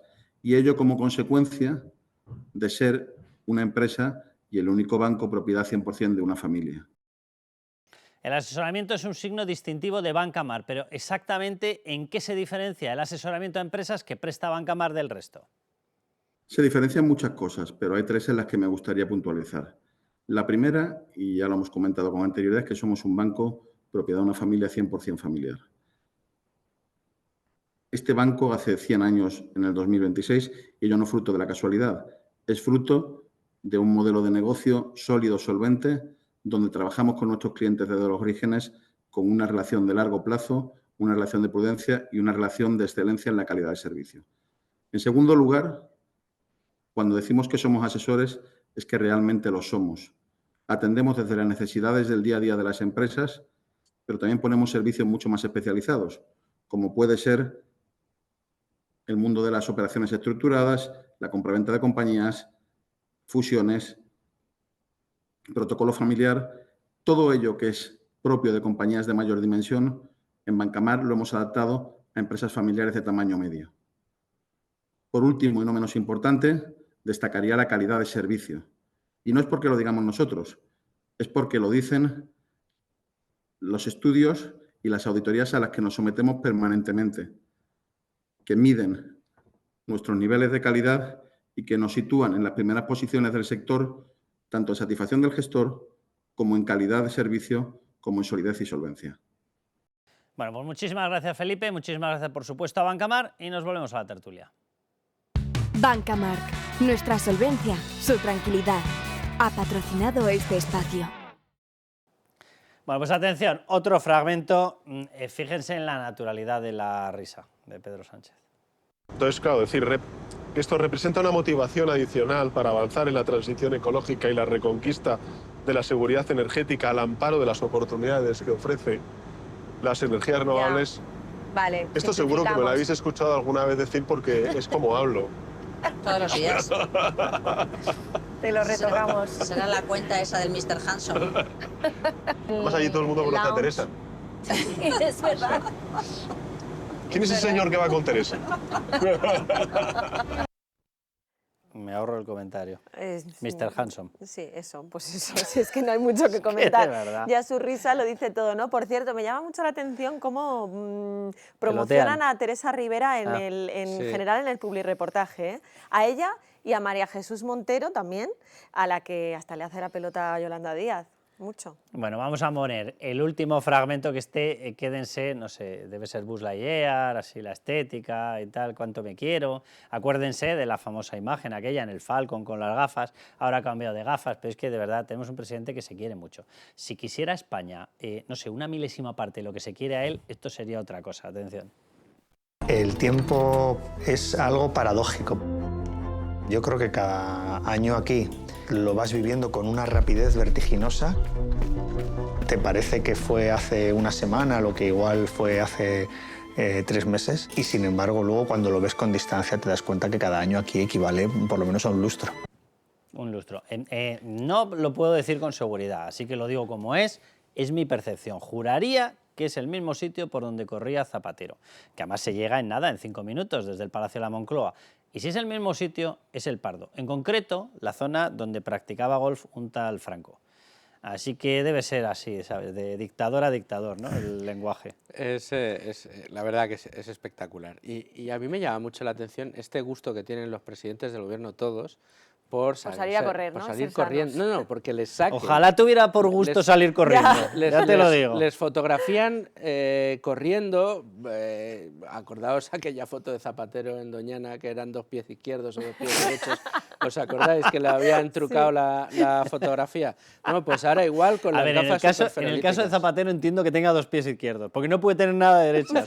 O sea, Zapatero está claro que tiene un izquierdo y un extremo izquierdo, eso está claro. Bueno, de todas formas, pero no además, tenía unas gafas tan chulas, ¿eh? No, pero es que además esa escena está metida a calzador, porque es que no va ni siquiera con lo que están hablando y cuando de repente ves ahí a y lo Sánchez... Hanson que está aquí. Sí, eso sí, está muy Hanson. Lo Hanson, Fosforito Sánchez, lo Hanson que está. Por cierto, que sí me gustaría decir una cosa. Yo que me he visto el documental, creo que también hay una labor que es lo único que a mí me parece bonito del publireportaje, el trabajo que hacen muchos trabajadores que no tienen puestos políticos, sino que están allí, que algunos son funcionarios, otros no, y que llevan ahí toda la vida y que te cuentan, bueno, pues cómo es su día a día como tal. Esa parte a mí me parece que es de valorar y bueno, pues a lo mejor a esas familias sí les hace ilusión este reportaje, al resto de España no lo sé, porque al final creo que lo han desvirtuado mucho, pero es lo que tenemos. Especialmente bien con los séquitos de seguridad de muchos de los que van pasando y ellos van quedando. Y un día habría que escribir un libro sobre las cosas que cuentan de quién es majo, de quién es humilde, de quién es un chulo insoportable. Habría que escribir un libro sobre eso. Pues Pero anímate, bueno, ya sabes. Sí, el secreto profesional de ellos, no el mío, yo lo contaría encantado, pero por no fastidiar a la gente. Pero bueno, hasta aquí hemos llegado, les vamos a dejar con nuevo ataque a la propiedad privada. Se pensaban que tener una casa iba a ser una cosa así loable para aplaudir. No, es que nos las tienen que quitar.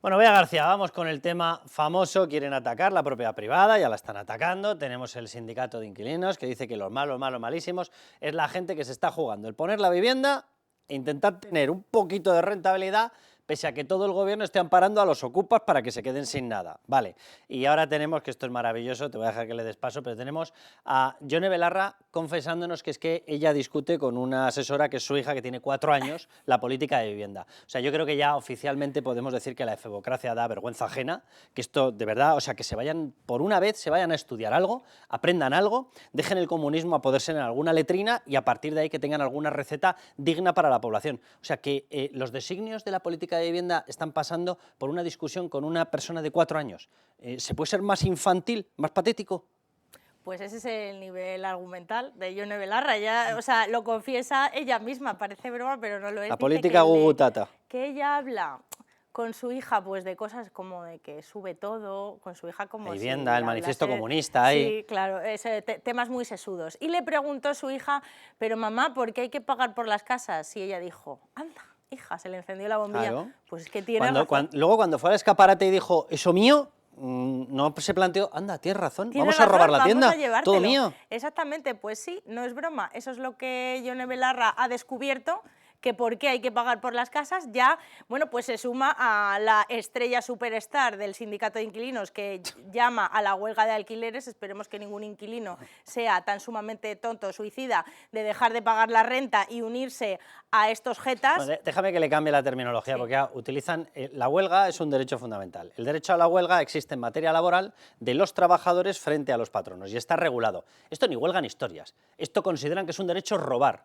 La propiedad privada está recogida en los derechos de la Constitución Española, artículo 33. Y habla no solamente de la propiedad, es decir, del dominio del bien, sino que habla de la explotación. Es decir, el derecho de alquiler, si alguien te lo quita, es un ladrón, punto final, es un robo. Entonces, ni huelga de inquilinos ni leches. O sea, lo que quiere esta gente es robar. Robar a gente que ha ahorrado, robar a gente que ha trabajado, porque son una colección de vagos que quieren llevarse el dinero de los que han estado trabajando y ahorrando. Ya explicada la terminología Real Academia, sigamos. Sí, pues vamos a escuchar a Yone Belarra, ahora impulsora de este robo. El otro día, hablando con mi hija, me decía, estábamos hablando de lo caro que está todo en la vivienda, un tema recurrente, y una de las cosas que me preguntó mi hija fue, oye mamá, ¿cuánto pagamos por el cole? Y yo le dije, no pagamos nada cada mes, tu padre y yo pagamos los impuestos y con eso gestionamos una sanidad, una educación pública para que todos los niños y niñas puedan tener acceso a una escuela. Y me dijo, ¿y entonces por qué hay que pagar por las casas? Y dije, pues tienes toda la razón, hija. Y de eso es de lo que estamos hablando aquí, de que hay que sacar las casas del negocio. Mira qué oportunidad tenía. Uni de otoño ponía. Sí. ¿Qué hacen las universidades de 4 años o qué? Claro. Uni de otoño. Sí. Allá que voy. Una oportunidad tiene para explicarle a su hija que los bienes que no son tuyos se pagan, si los quieres, que eso es lo que hace cualquier padre cuando un hijo te hace una pregunta así, un poco, bueno, pues que puedes explicarle un poquito más y ayudarle al niño a explicarle lo que es la vida. Yo tengo una pregunta que se la traslado a todos los de la Uni de otoño. ¿Por qué tenemos que pagar por estos políticos? ¿Por qué no se van a aprender algo de una maldita vez? ¿Por qué no se van a trabajar por una puñetera vez?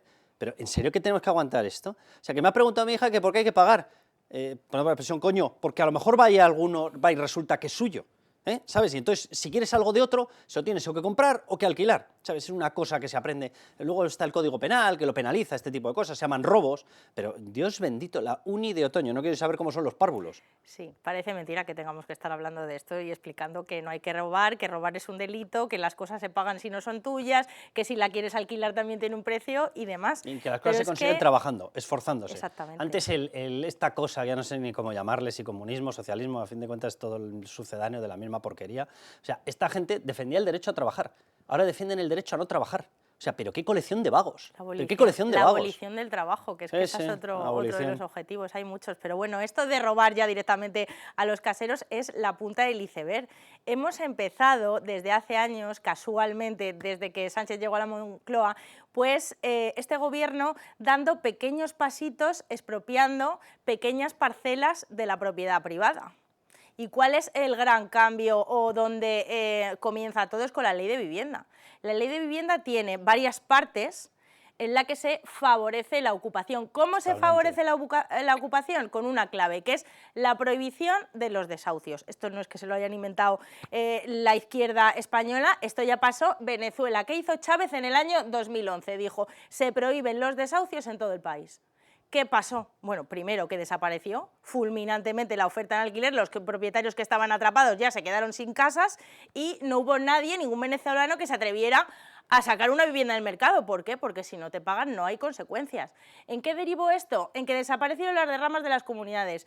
Los pisos se caían a cachos porque ya nadie hacía una obra de acondicionamiento. Los porteros que tenían en una comunidad de vecinos desaparecieron. O sea, fue una auténtica ruina la venezolana y todo empezó con la prohibición de los desahucios. ¿Qué hacía la gente? Como no había vivienda en alquiler, pues se construían chabolas a las afueras de las ciudades. O sea, que fue una auténtica anarquía y fomentar el chabolismo y la insalubridad a nivel residencial. Bueno, pues esto es lo que quieren imitar y han cogido algunas derivadas, algunas partes, y ahora mismo estamos en esto, en la prohibición de los desahucios.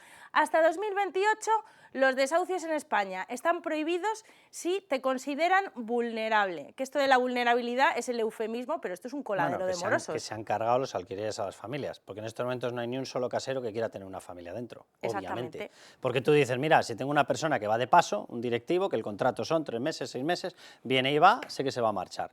Pero como tenga una familia que tiene críos pequeños, me va a venir el cachondo del político de turno y me va a decir, papá, porque hay que pagar por esto, claro, ¿vale? Decir, razón, es mucho mejor quitárselo a este pagar? hombre que ha estado trabajando por ello, pedazo de tonto. ¿Quién le mandaría a ponerse a trabajar con lo bien que podría haber estado de Cerves y de Porris? Es que yo, de verdad, es que estamos en una fase, Dios bendito. Bueno, pues vamos a ver aquí 3 puntos fundamentales en la ley de vivienda que suponen premios a los ocupas, incentivos. Le aplaudo, viene un ocupa, se queda en una casa, cierra la puerta, se la queda y el gobierno le aplaude.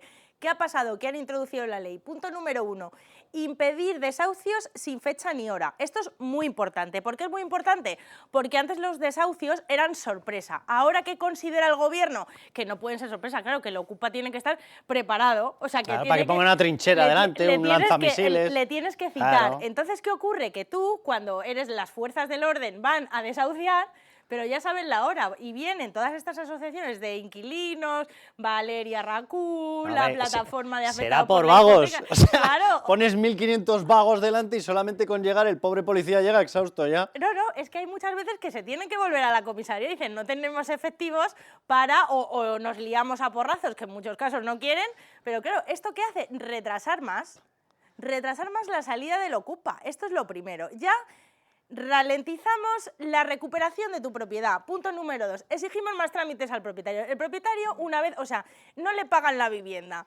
Encima, en muchos casos, tienen que pagarle los suministros al ocupa. ¿Y qué te dice el gobierno? Oye, señor casero, malvado, demonio, demuéstreme primero que esa es la primera residencia del ocupa. Y tú dices, pero yo qué sé, si mi ocupa vive aquí Dios, ¿para qué está los usted? 365 días del año o no, porque luego ellos quieren como hacer su informe de vulnerabilidad.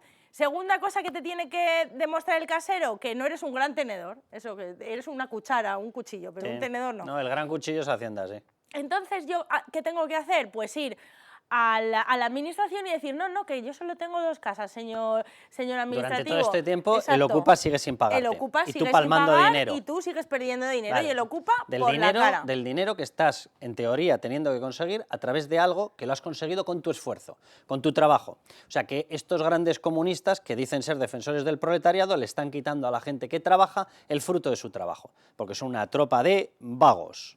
Sí, bueno, y punto número 3, después de todos estos trámites administrativos, llega el informe de vulnerabilidad, como decía, un auténtico coladero de morosos.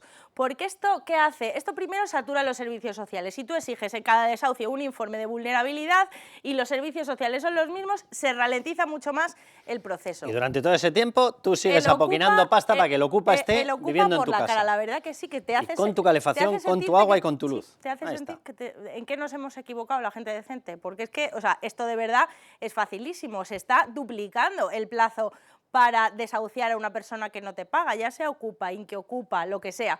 Informe de vulnerabilidad, ¿qué pasa? Pues que es que los que no pagan, normalmente te lo dice cualquier asociación de afectados por la ocupación, es que trabajan en B. Es que ya los conocen, es que no generan aquí, o sea, es que ya me da igual, porque por supuesto que es verdad, que trabajan en B, y vete a saber si no te han montado encima, en tu casa, un narcopiso, vete a saber qué es lo que han montado. Es que eso es uno de los puntos. Porque viven en la ilegalidad, por lo tanto, a partir de ahí, sí. pero sí es que la cuestión es muy sencilla, o sea, si tú en una sociedad estás incentivando que nadie ahorre, que nadie trabaje, que cada vez trabajes menos, que tengas una jornada más reducida, menos días de trabajo, que dependas de los demás, que, papá, porque él tiene un coche y yo no, pues quítaselo, oye, muy sencillo, es verdad, por los quítaselo. Coches, claro, el bocadillo, ese señor tiene un bocadillo, la comida no debería ser gratis, quítasela. Si tú estás incentivando eso, evidentemente la gente deja o de trabajar en A o directamente de trabajar, porque tienes el ingreso mínimo vital, porque tienes las pagas por vulnerabilidad, porque tienes la guardería precisamente por familia vulnerable, porque tienes la casa que te la permiten quitarle a otro tío porque es que estás vulnerable. Entonces, ¿cuál es la gracia de trabajar? ¿Cuál es la gracia de trabajar? Entonces, ¿quién va a quedar trabajando aquí? ¿Quién? ¿4 idiotas? Ninguna. Incentivos el Estado no da ninguno. Más informes de vulnerabilidad, pues lo que tú dices, narcopisos, es que los agentes en los servicios sociales ni van a los pisos. O sea, ahora tenemos la figura del narco vulnerable. Claro, no tributa en la declaración de la renta, todo lo hacen B, y tú a nivel para la administración eres vulnerable y te estás, bueno, pues liando a pasar droga por ahí. No uses el verbo liando, que alguno te saca la comparativa. Sí. Realquilas habitaciones y un montón de negocios que están completamente en B. Y es que aparte el informe de vulnerabilidad te dice que es que si cobras menos de 1.800 euros eres vulnerable. Entonces toda España somos vulnerables. Es un completo despropósito. Y después de todo esto, detrás de todo esto, hay un propietario vulnerable, que nunca se habla del propietario vulnerable. Propietario malo. Que me lo ha dicho una, ¿sabes? La mía más pequeña tiene 14 años. Esa por lo menos no dice este tipo de cosas. ¿Qué opina tu hija? ¿Qué tal si la gente trabaja? Eso es lo que opina. Bueno, en mi casa los educamos bien. Pues Yolanda Díaz, como lo del propietario vulnerable no se lo han enseñado todavía en la uni, pues ¿a quién le echa la culpa a ella? Pues a los fondos de inversión, que ellos tienen la culpa, vamos a oírla, que ellos tienen la culpa de todo, que son secuestradores de ciudades. ¿El gobierno está haciendo todo lo posible para solucionar el problema de la vivienda? Sinceramente, creo que no. ¿A quién le damos tranquilidad? ¿A los fondos de inversión que se adueñan de nuestras ciudades enteras? De Santiago de Compostela, de sitios turísticos, de Granada, de los sitios en los que ustedes vivimos, o a las familias españolas. Simplemente una aclaración. Los fondos se componen de gente que ha trabajado, ha ahorrado y deposita su dinero en un fondo. Punto número 1. También existe ahí el derecho a la propiedad privada, ¿vale? Vamos a ir aclarando términos. 2. Esto que denominan fondos buitre. Vamos a ver. Cuando la administración con el dinero que nos roba en impuestos no genera el parque necesario de vivienda social y no permite la construcción de vivienda libre, que debería ser el ultramayoritario, porque si tú te centras en regalar viviendas no va a querer comprarla nadie, para muestra la familia de Yone Belarra, esos fondos lo que se están quedando, y se les denomina buitres, que yo alucino, lo que se están quedando es con carteras de viviendas que las administraciones públicas, repito, después de robarnos el dinero, no quieren o no saben gestionar. Y entonces entra eso que llaman fondos buitre. Sin ese fondo buitre no existiría la gestión de esas viviendas sociales en muchas de las ocasiones. O sea, cuidado con los calificativos, porque nos cuela a la izquierda unas mercancías roñosas de muchísimo cuidado. Esos fondos están entrando a financiar determinados parques inmobiliarios que las administraciones quiebran o dejan vendidos. Entonces, nos quejamos y dicen, no, es que intentan tener rentabilidad. No, Pedro Sánchez va buscando el banco donde le quitan el dinero, ¿verdad? Por eso tiene a Bego Fundraiser, ¿verdad? Sí, seguro. Y es que aparte de eso, es que los fondos de inversión no tienen un papel protagonista en el mercado del alquiler en España. Son muy pocos. Mira, vamos a verlo en un gráfico que tenemos del Banco de España para que lo veamos. Banco de España que ha elaborado su excompañero de partido, ahora mismo, José Luis Escrivá, no es que lo diga el anterior al que quería Podemos correr a gorrazos. Bueno, pues, ¿cuál es el peso en España de las empresas que se dedican al alquiler de vivienda habitual? El 8%. El 8%. El Esto 92% es por es comunidades autónomas. ahorrador que Yolanda Mondolerondo. Díaz decían que se habían secuestrado Santiago, que se habían secuestrado las empresas Granada. Bueno, pues aquí tenemos Andalucía, 7,1%. Tenemos también Galicia, o sea, Galicia un 3,8%, pero ¿qué dices de Santiago de Compostela? Si solo hay un 3,8% de empresas dedicadas al alquiler en toda su comunidad autónoma. O sea, se está inventando completamente la realidad. ¿Y qué decía el Banco de España? Que también lo corrobora el INE, si es que esto al final todo el mundo coincide. El mercado está dominado por el inversor particular. Totalmente. Y por el propietario particular, más del 90%. Solo hay un 7% de propiedades particulares que tengan más de 10 empresas. En España se ha ahorrado tradicionalmente en vivienda. Es el mecanismo de ahorro de las familias. La gente se fiaba más, porque somos una sociedad posagrícola y eso ocurre, y tienes una querencia y una tendencia hacia tener tierra. Es una cuestión puramente cultural. Y en España se ha ahorrado a través del ladrillo. Y el 92% son familias que después de trabajar, señores de Podemos, trabajar, sé que es un verbo que ustedes conjugarles les complica la vida. Bueno, pues después de trabajar han conseguido ahorrar dinero esforzándose, han pagado estudios a los hijos, se han esforzado por sus familias, esto es novedoso para todos ustedes, bien, y después de todo eso han conseguido ahorrar en una vivienda, en dos, en las que les dé la puñetera gana, hasta ahí podríamos llegar, y cuantas más tengan, mucho mejor. Y esas viviendas, si hay seguridad jurídica, las ponen en el mercado. Y si llegan una colección de comunistas diciendo que te van a robar la explotación de tu vivienda, no la ponen en el mercado. Es muy sencillo de entender, lo haría hasta Begoña Gómez, ¿vale? Bien, pues con eso es con lo que estamos en el mercado de alquiler en estos momentos, con una tropa de asaltadores de caminos diciendo que si tú pones la vivienda en alquiler te van a robar la vivienda, te la van a destrozar, el fruto de tu trabajo, etcétera. Y evidentemente la gente está dando un paso para atrás y dice, pues va a poner la vivienda en alquiler tu tía, la del pueblo. Entonces solo se atreverán a entrar las empresas, que eso es lo que pasa en Europa. Que tienen servicios jurídicos para perseguir, obviamente, que es lo que tienen que hacer, al morosazo, al impagador, al jeta que se mete en tu casa. Sí. Este 8% de empresas dedicadas al mercado del alquiler y al negocio del alquiler es una anomalía en toda Europa. En Europa la presencia empresarial tiene mucho más, precisamente por eso, porque tienen gabinetes jurídicos, saben perfectamente los pasos judiciales a seguir para sacar a los ocupas de las viviendas y eso es lo que hay que proteger. En España lo que está ocurriendo es la vulnerabilidad del propietario, que ni Yolanda Díaz, ni Belarra, ni Sánchez, ni Isabel Rodríguez le prestan la menor atención. Estamos aquí hartos de publicar y dar voz a casos de propietarios afectados que tienen incluso que dormir debajo de un puente, propietarios que tienen hijos con discapacidad, propietarios que tienen que pagarle las facturas al ocupa mientras además son agredidos por los mismos, que no pueden pagarle la residencia a sus padres gracias a que tienen el piso ocupado, etc, etc, etc. Un montón de casos que deberían recoger esos informes de vulnerabilidad que no existen y que solo existen para favorecer a los amigos de lo ajeno y favorecer el argumento de Ione Belarra y su hija, que porque hay que pagar por las casas. Resumiendo, aquí hay tres categorías de personas que tiene problemas o potenciales impagos cuando se mete en una vivienda en alquiler. La gente normal que intenta cumplir con la ley y que si tiene un problema económico habla con el propietario. Ocurre así de veces. Y evidentemente suelen llegar a un acuerdo. Mira, lo estás pasando mal, no te preocupes, con toda la buena fe te lo voy a intentar recuperar y la gente se pone de acuerdo. Opción segunda, la gente que efectivamente es vulnerable. Estamos pagando impuestos por un tubo, literalmente por un tubo. Para esa gente tienen que existir unos servicios sociales. No tiene que cargar en su espalda el propietario con ellos, no, porque ya has pagado impuestos para que haya un sistema de solidaridad. Los terceros, los jetas, ¿vale? Esa persona que se te mete, que está profesionalizado y que se te mete ya directamente con la idea de yo impago. ¿Por qué? Porque tengo una administración, un gobierno social comunista, comunista socialista, que ha decidido que me va a proteger a mí. Son los tres grupos. Para los dos primeros hay que tener toda la comprensión. Para el tercero, que se vayan a trabajar. Pues no estamos mejor, todo lo contrario, estamos cada vez peor y esto peor en qué repercute en los precios, menos oferta, cada vez precios más altos. Pues nada, vamos a cortarlo aquí y como decimos siempre, a levantar España, que anda que no hace falta. Sí.